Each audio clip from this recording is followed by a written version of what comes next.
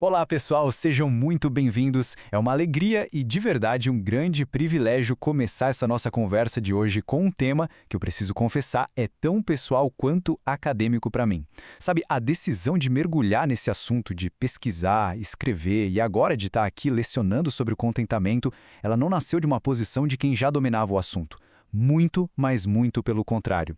Essa obra que a gente vai analisar a fundo hoje, ela é fruto de uma luta pessoal, de um período de uma inquietação muito intensa na minha própria caminhada, onde o descontentamento se mostrou um problema assim existencial e espiritual gigantesco. Então, o que a gente vai explorar aqui não são só abstrações teóricas, sabe? São verdades que eu mesmo preciso revisitar o tempo todo. É um tema que caminha nessa fronteira entre a análise teórica mais rigorosa e a experiência humana mais profunda. Eu convido todo mundo para essa jornada de investigação. A nossa análise vai ser estruturada como uma jornada, dividida em 6 grandes etapas. A gente vai começar tentando definir de forma bem precisa o que é a natureza do contentamento para a gente poder separar o joio do trigo, sabe? Distinguir o que ele é do que ele parece ser. Depois a gente vai investigar a urgência de buscar por ele e os perigos muito sérios de negligenciar isso. Vamos explorar também o que parece ser um paradoxo. Como é possível encontrar contentamento bem no meio da aflição? Em seguida, vamos tentar desvendar o que eu gosto de chamar de aritmética divina e como a perspectiva da eternidade simplesmente redefine a nossa existência. E, por fim, vamos mergulhar na fonte de tudo isso, a alegria em Deus e no seu propósito final, a nossa conformação à imagem de Cristo. Então, vamos começar. Muito bem, vamos mergulhar de cabeça na nossa primeira sessão. Porque veja, antes que a gente possa sequer começar a buscar o contentamento de uma forma séria, é absolutamente fundamental entender a sua verdadeira essência. Na nossa cultura, especialmente aqui no Brasil, é muito comum confundir contentamento com felicidade, aquela euforia que depende das circunstâncias, sabe? De uma conquista nova, de uma viagem. Outras vezes, as pessoas acham que é uma resignação passiva, um fatalismo meio apático, ou até mesmo aquela autossuficiência da filosofia estoica. Mas a verdade é que o contentamento bíblico é uma coisa radicalmente diferente. Como o teólogo puritano Jeremiah Burroughs descreveu na sua obra clássica, uma joia rara do espírito cristão.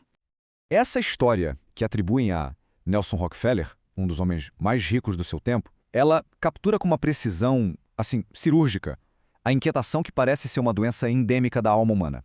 A lógica do mundo, o senso comum, fica o tempo todo sussurrando no nosso ouvido que a satisfação plena está logo ali na frente, na próxima promoção, no próximo celular, na próxima viagem. É a filosofia do só um pouquinho mais. E essa mentalidade acaba gerando uma busca que não tem fim, é exaustiva, porque ela se baseia numa premissa completamente falsa. A de que mudar as nossas circunstâncias externas vai, de alguma forma, produzir uma paz interna que dura. Mas a realidade, como a gente bem sabe, mostra que essa é uma busca sem fim. É como correr numa esteira rolante existencial. E agora, a gente chega no ponto de virada, no contraste radical que o apóstolo Paulo oferece. E aqui, o contexto é tudo. É crucial a gente lembrar de onde ele está escrevendo essas palavras. Não é de um resort de luxo, mas de uma prisão romana, fria e úmida. A alegria e o contentamento dele não eram um produto do ambiente favorável. Pelo contrário, eram independentes do ambiente. Ele chega a dizer que aprendeu o segredo de estar contente em toda e qualquer circunstância. Pensem bem, isso é uma declaração revolucionária. Ela tira o centro da felicidade do que está fora e coloca para o que está dentro. Ela sugere que o verdadeiro contentamento não é algo que a gente encontra por aí, mas algo que a gente cultiva. Não é uma condição que se alcança, mas uma disposição que se aprende. Então, o ponto nevrálgico é este. Quando a gente disseca Filipenses 4, algumas lições fundamentais saltam aos olhos. Primeiro, o contentamento é possível, mas não pelo nosso próprio esforço. A frase completa de Paulo é: tudo posso naquele que me fortalece. Ou seja, é uma capacitação que vem de Deus, é obra da graça.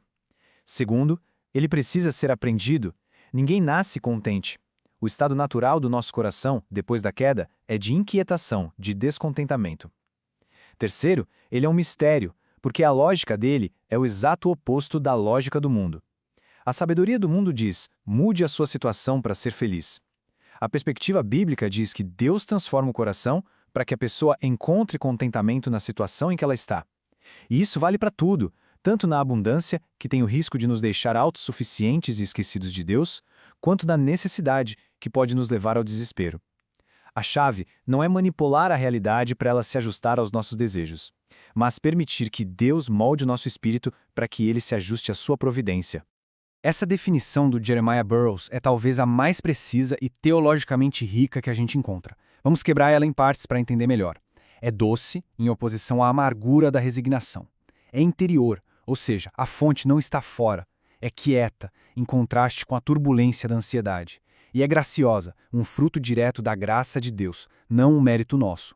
E aqui vem o coração da coisa. Essa disposição se submete livremente e se deleita. Veja bem, não é uma submissão forçada de quem range os dentes diante do que não pode mudar.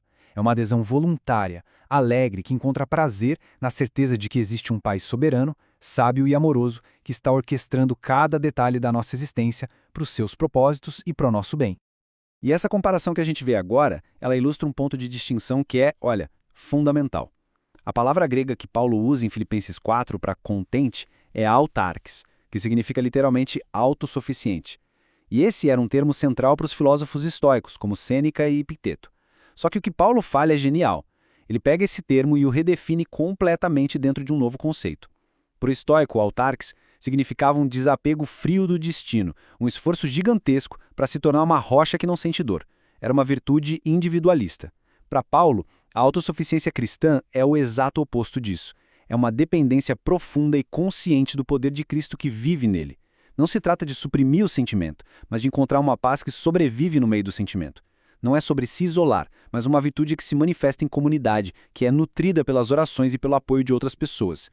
Bom, em resumo, para a gente fechar essa primeira sessão, o contentamento cristão vai muito além da felicidade passageira e da negação estoica da dor. Ele é uma disposição de espírito, interior, quieta e graciosa, que se aprende com disciplina espiritual. É um fruto do poder de Deus agindo em nós, nos capacitando a uma submissão alegre à vontade soberana de Deus em todas as situações, sejam elas de fartura ou de escassez. É de fato um mistério que desafia a lógica do mundo. E com essa definição bem estabelecida, agora a gente pode seguir em frente para entender por que a busca por essa virtude é tão urgente. Vamos agora para a nossa segunda sessão. A busca pelo contentamento não pode ser vista como um luxo espiritual, sabe? Um tipo de curso avançado para cristãos mais maduros. As Escrituras mostram que essa é uma necessidade fundamental da vida cristã. A falta de contentamento não é só uma falha de temperamento, ela é classificada como um pecado perigoso com consequências espirituais muito profundas e muito sérias. Nessa sessão, a gente vai explorar as razões bíblicas que tornam essa busca tão urgente. A teologia bíblica nos dá pelo menos 7 razões muito fortes. Primeiro, é um mandamento explícito em Hebreus 13:5. Esteja contente com o que se tem. Não é uma sugestão, é uma ordem. Segundo, Paulo diz a Timóteo que grande ganho é a piedade com contentamento, colocando isso como uma forma de riqueza espiritual superior a qualquer outra. Terceiro, a murmuração, que é a expressão falada do descontentamento, é tratada o tempo todo como um pecado gravíssimo, e a gente já vai ver por quê. Quarto, o descontentamento é como um solo fértil para um monte de outros pecados, como a cobiça, a inveja, a avareza, a amargura. Quinto, um espírito contente é uma demonstração prática de que a gente se submete à soberania de Deus, um reconhecimento de que os planos deles são sábios e bons. Sexto, aquela paz de Deus que excede todo entendimento está diretamente ligada a um coração que aprendeu a descansar na providência divina. E por último, o contentamento é um ingrediente essencial da adoração verdadeira. Como Burroughs argumentou, adorar a Deus não é só fazer o que agrada a Ele, mas também se agradar com o que Ele faz. Para a gente entender o tamanho do problema do descontentamento aos olhos de Deus, o estudo de caso principal é a jornada de Israel no deserto. O livro de Números, capítulo 11, nos dá um retrato chocante. O capítulo anterior, o 10, termina com uma imagem linda, a nuvem da glória de Deus guiando o povo, as trombetas soando, uma cena de proteção e provisão. E aí o capítulo 11 começa de forma abrupta e terrível. E o povo queixou-se, e quando o Senhor ouviu, sua ira se acendeu. A murmuração, a queixa, o termo grego na Septuaginta é gongusmos, que é quase o som da coisa, sabe? Aquele resmungo baixo, contínuo. É tão grave porque ela revela uma amnésia espiritual. É o ato de esquecer quem Deus é, o que Ele já fez ao libertá-los do Egito e o que Ele prometeu fazer. E aqui, a gente vê um dos sintomas mais perigosos do descontentamento, a distorção da memória. Os israelitas dizem, lembramo-nos dos peixes que comíamos de graça no Egito. De graça? Eles viviam sob um regime de escravidão que queria exterminá-los. O coração descontente edita o passado, ele romantiza o cativeiro e, num ato de ingratidão absurda, despreza a liberdade e a provisão que Deus está dando no presente, o maná que caía do céu. Quantas vezes na nossa própria vida esse mesmo mecanismo não acontece? A gente idealiza os bons e velhos tempos, esquecendo convenientemente das dificuldades daquela época, e com isso, a gente deixa de ver a mão de Deus trabalhando no nosso hoje. O peso teológico dessa murmuração é gigantesco e aponta para o coração do Evangelho. Em Êxodo 17, quando o povo murmura de novo, dessa vez por falta de água, Deus manda Moisés ferir a rocha em Horebe. Séculos depois, o apóstolo Paulo, em 1 Coríntios 10, faz uma revelação incrível e a rocha era Cristo. A teologia da aliança nos ensina que Deus, na figura da rocha, se colocou no lugar, absorvendo o golpe do juízo que o povo merecia pela rebelião, e da sua ferida brotou água viva. Isso mostra que descontentamento não é uma falhinha de caráter, é um pecado tão grave que exigiu expiação. O resmungo do povo foi pago com o ferimento do próprio Deus, uma prefiguração clara do sacrifício de Cristo na cruz. Então, por que isso importa hoje, para a gente, no Brasil do século XXI? Importa de forma direta, não tem como escapar. A nossa murmuração do dia a dia, no trânsito caótico, na instabilidade econômica, nas frustrações da carreira, ecoa a mesma rebelião de Israel. Nosso descontentamento crônico revela uma falha em nos submeter à soberania de Deus e uma ingratidão profunda pela sua graça que nos sustenta.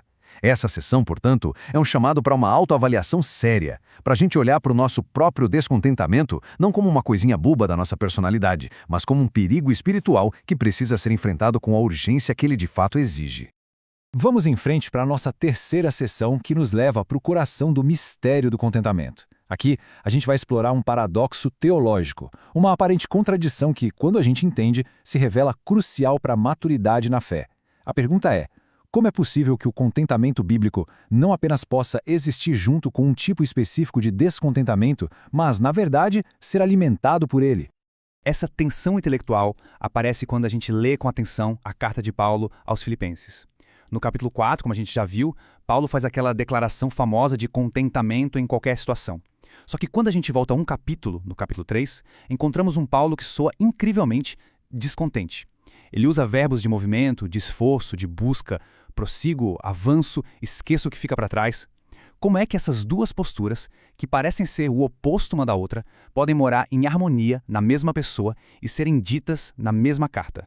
E aqui está a chave para decifrar esse paradoxo. O descontentamento de Paulo em Filipenses 3 não é com as suas circunstâncias externas, mas com o seu estado espiritual interno. É o que a gente poderia chamar de uma santa insatisfação. É um desejo profundo por mais de Cristo, por conhecer Ele mais de perto, por ser mais parecido com a santidade dele. Esse desejo ardente, essa busca que não para pela perfeição em Cristo, não é inimiga do contentamento, ela é o motor do contentamento. É um paradoxo, mas a pessoa mais contente com a providência de Deus na sua vida é também a mais insatisfeita com o seu próprio progresso na santificação. E essa compreensão nos leva direto ao papel da aflição na vida cristã. Em Filipenses 1, versículo 29, Paulo faz uma afirmação que choca a nossa mentalidade de hoje. Ele diz que foi concedido, a palavra grega é echaristê, da mesma raiz de graça, charis, não apenas crer em Cristo, mas também sofrer por Ele. O sofrimento, portanto, não é um acidente no caminho, mas uma dádiva, um presente. A perspectiva bíblica vê a aflição como uma ferramenta que Deus soberanamente usa para nos santificar. Deus usa a fornalha da aflição para nos purificar, para nos desapegar do mundo e para nos dar uma comunhão mais profunda e real com os sofrimentos do próprio Cristo. Mas na prática, como é que a gente encontra contentamento na aflição? Paulo nos dá o modelo. Primeiro, ele transforma aflições em misericórdias. Ele olha para as correntes de prisioneiro e não vê uma tragédia, mas uma oportunidade. As minhas prisões contribuíram para o maior progresso do Evangelho. Ele viu a mão soberana de Deus ali. Segundo, ele cumpre o dever da sua circunstância. Paulo não ficou esperando ser solto para voltar ao seu verdadeiro ministério. Ele evangelizou a guarda do palácio. Ele serviu a Deus exatamente onde estava. Terceiro, ele submete a sua vontade à de Cristo. Paulo se alegrou até quando Cristo era pregado por motivos errados, por seus rivais. Porque o que importava era que Cristo fosse exaltado, não a sua própria reputação. E quarto, ele busca o bem dos outros. A aflição o tornou menos focado em si mesmo, levando a se preocupar ainda mais com o bem-estar espiritual dos filipenses. Resumindo essa sessão, então, o paradoxo se resolve quando a gente entende que a paz na dor não é encontrada tentando fugir da aflição, mas abraçando essa santa insatisfação por mais de Deus no meio dela. Essa paz é descoberta quando a gente aprende a ver o propósito soberano e misericordioso de Deus dentro das provações, transformando-as em catalisadores para o nosso crescimento espiritual, para o serviço ao próximo e, no fim das contas, para a glória de Cristo. Chegamos à quarta parte do nosso estudo. Se o contentamento é uma virtude que se aprende, então ele envolve uma nova maneira de pensar, uma recalibração da nossa lógica interna. Eu gosto de chamar esse processo de matemática divina ou aritmética do contentamento. É uma forma de somar e subtrair que funciona de um jeito completamente contrário aos nossos instintos e que só se torna possível quando a gente combina com uma mudança radical de perspectiva, o foco na eternidade. Vamos ver como funciona essa nova matemática. Primeiro, a adição. A lógica do mundo diz: some prazeres, some bens, some experiências. A matemática divina diz: adicione à sua consciência o peso real do seu próprio pecado. Quando uma pessoa entende de verdade a dimensão da sua ofensa contra um Deus santo, todos os outros fardos, uma doença, um problema financeiro, uma injustiça que sofreu, são colocados na devida perspectiva e se tornam comparativamente mais leves. Segundo, a subtração. O mundo diz: some circunstâncias favoráveis até elas alcançarem seus desejos. A Bíblia ensina o oposto: subtraia seus desejos até eles se ajustarem às suas circunstâncias. A paz não está em ter tudo o que se quer, mas em querer aquilo que Deus, na sua sabedoria, nos dá. E isso nos leva à subtração radical, à prática da mortificação, o ato deliberado de, pelo poder do Espírito, arrancar pela raiz os desejos desordenados que lutam contra a nossa alma. Essa aritmética espiritual só funciona de verdade quando ela está ligada a uma perspectiva celestial. Paulo declara de forma categórica em Filipenses 3:20. A nossa cidadania, porém, está nos céus. Essa verdade teológica tem implicações práticas profundas. Se a nossa identidade principal não é brasileira, paulistana ou carioca, mas celestial, se esta vida é uma viagem e não o destino final, então a nossa relação com as coisas da terra, sucesso, fracasso, posses, perdas, muda radicalmente. A gente passa a segurar as coisas deste mundo com as mãos mais abertas, reconhecendo que elas são passageiras. A gente passa a entender que somos temporários e tem coisas desse mundo que nunca nos pertencerão. A história da nadadora Florence Chadwick é uma ilustração poderosíssima disso. Em 1952, ela tentou cruzar a nado o Canal da Catalina, na Califórnia. O nevoeiro era tão, mas tão denso que ela mal conseguia ver os barcos que acompanhavam. Depois de 15 horas nadando sem parar, exausta, ela pediu para ser tirada da água. Ela desistiu. Só depois ela descobriu que estava a menos de 1 quilômetro da costa. Mais tarde ela disse para um repórter: "Eu não estou dando desculpas, mas se eu pudesse ter visto a terra firme, eu teria conseguido." Para o cristão, o céu é a nossa terra firme. Manter uma visão clara do nosso destino final nos dá a força e a perseverança que a gente precisa para enfrentar as águas geladas e o nevoeiro das aflições de hoje. E aqui é fundamental a gente derrubar aquela crítica comum de que ter uma mentalidade celestial nos torna inúteis na Terra. A Bíblia argumenta exatamente o contrário. C.S. Lewis observou que os cristãos que mais fizeram por este mundo foram justamente aqueles que mais pensaram no próximo. É a esperança segura da glória futura que nos liberta da tirania do presente. Ela nos livra da necessidade desesperada de construir o nosso próprio pequeno reino aqui e agora, e nos capacita a servir os outros de forma sacrificial, investindo num reino que não pode ser abalado. Recapitulando essa sessão, o contentamento é cultivado por meio de uma aritmética espiritual que reordena nossas prioridades e uma perspectiva eterna que redefine nosso propósito. Ao adicionar o peso do pecado, as aflições se tornam mais leves. Ao subtrair os desejos desordenados e firmar a nossa identidade na cidadania celestial, a gente se torna livre das variações de humor e das ansiedades desta vida, encontrando uma estabilidade que o mundo simplesmente não pode oferecer. O futuro, quando a gente entende biblicamente, transforma radicalmente o nosso presente. E agora a gente chega ao ponto alto da nossa análise, a fonte de onde tudo que a gente discutiu até agora nasce. Até aqui nós falamos de disciplinas, de mentalidades, de perspectivas, mas o contentamento cristão não é, na sua essência, uma técnica que a gente domina. Ele é o fruto orgânico de um relacionamento. Não é uma filosofia que a gente adota, mas uma comunhão que a gente desfruta. A fonte do contentamento não é um o quê, mas um quem. Bem no centro da teologia de Paulo está a doutrina da união com Cristo, que tem duas dimensões que estão ligadas e são inseparáveis. A primeira é a união pactual ou representativa. Isso significa que, legalmente, diante do tribunal de Deus, quem crê está em Cristo. A justiça perfeita de Cristo é creditada na nossa conta. Isso nos dá uma segurança objetiva, inabalável. É a base da nossa salvação, que nos dá a paz com Deus. A segunda dimensão é a união espiritual, ou vital. Cristo vive em nós pelo seu Espírito. Isso é existencial, transforma a gente por dentro. O caráter dele é formado progressivamente em nós. É a experiência da salvação que nos dá a paz de Deus. Essa união pactual nos dá direito a um tesouro de promessas que não podem ser quebradas. Nos momentos de incerteza, de ansiedade, a gente pode se segurar em verdades que não mudam. Eu nunca te deixarei, nunca te abandonarei. É uma promessa de presença constante. Aquele que começou a boa obra em vós há de completá-la. Uma promessa de que Deus vai terminar o que começou. Todas as coisas cooperam para o bem. Uma promessa de soberania e cuidado. Descansar nessas promessas, que são seladas com o sangue da nova aliança, é um poço de contentamento. E a maior de todas as promessas não é o que Deus vai nos dar, mas que Ele vai nos dar a si mesmo. A presença dele é o prêmio final. E isso nos leva àquela declaração famosa e profundíssima de Agostinho nas suas Confissões, aquela inquietação que a gente sente, aquele desejo por só um pouquinho mais que vimos em Rockefeller. Isso não é um defeito de fabricação do ser humano, é uma característica de design. Nós somos criados com um anseio, uma sede de infinito que nada que é finito pode satisfazer completamente. Dinheiro, poder, relacionamento, sucesso são todos ídolos inadequados que prometem muito e entregam muito pouco. A alma humana foi feita para Deus, e somente na comunhão com Ele, por meio da união vital com Cristo, é que ela encontra seu verdadeiro descanso e sua verdadeira satisfação. Para fechar essa sessão, o segredo final do contentamento é este. A verdadeira satisfação não está num princípio abstrato ou numa prática de autonegação, mas numa pessoa divina. Ela está no desfrute do próprio Deus. A segurança que vem da união pactual com Cristo e a alegria que flui da comunhão vital com Ele são as fontes de um contentamento que as circunstâncias da vida não podem dar nem podem tirar. Chegamos finalmente à nossa última sessão, que responde à pergunta: para quê? Qual é o propósito final de toda essa jornada em busca do contentamento? A verdade é que o contentamento não é um fim em si mesmo, um mero estado de bem-estar psicológico. A teologia cristã nos ensina que o objetivo final do contentamento é nos tornar mais parecidos com Cristo, para a glória de Deus Pai. O grande mantra da nossa cultura individualista é seja você mesmo, ame-se incondicionalmente, siga o seu coração. A visão de mundo bíblica oferece um caminho radicalmente oposto. O objetivo da vida cristã não é a autorrealização, mas a abnegação, a negação do eu.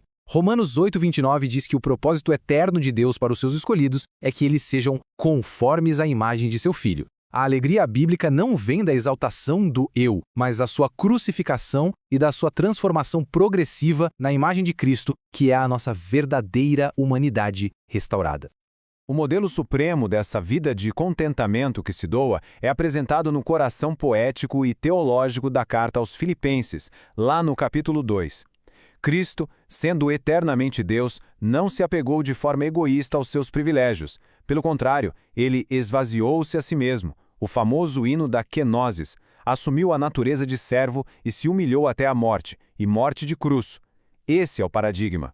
O caminho para a verdadeira alegria e exaltação no reino de Deus não é o da autopromoção, mas o da humildade, do serviço sacrificial. O contentamento é encontrado em servir, e não em ser servido. O filósofo Francis Schaeffer capturou a aplicação prática desse princípio de uma forma brilhante.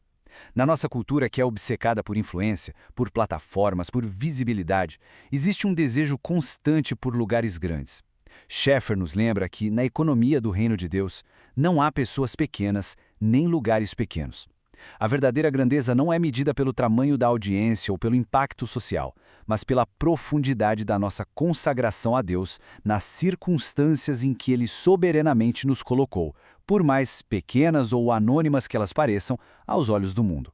O contentamento floresce na fidelidade, não na fama. E assim, a gente chega ao desafio central e à solução final. O maior obstáculo ao nosso contentamento somos nós mesmos. O nosso eu caído, com seus desejos que nunca se satisfazem, suas ambições egoístas e sua insistência nos seus supostos direitos. A chave, portanto, é o que Paulo descreve em Gálatas 2:20. Fui crucificado com Cristo. Já não sou eu quem vive, mas Cristo vive em mim. O caminho de Cristo é o caminho da cruz. O caminho para o contentamento verdadeiro e duradouro passa pela morte diária do eu, para que a vida ressurreta de Cristo possa se manifestar em nós e através de nós.